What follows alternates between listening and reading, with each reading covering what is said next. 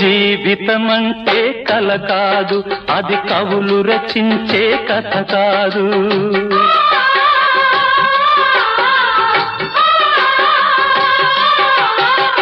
జీవితమంటే కల కాదు, అది కవులు రచించే కథ కాదు.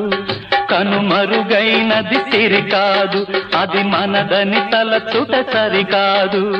కుడి ఎడమైతే పొరపాటు లేదను నానుడి సత్యం కాదు, ఇది అందరికి అర్థం కాదు. ఓ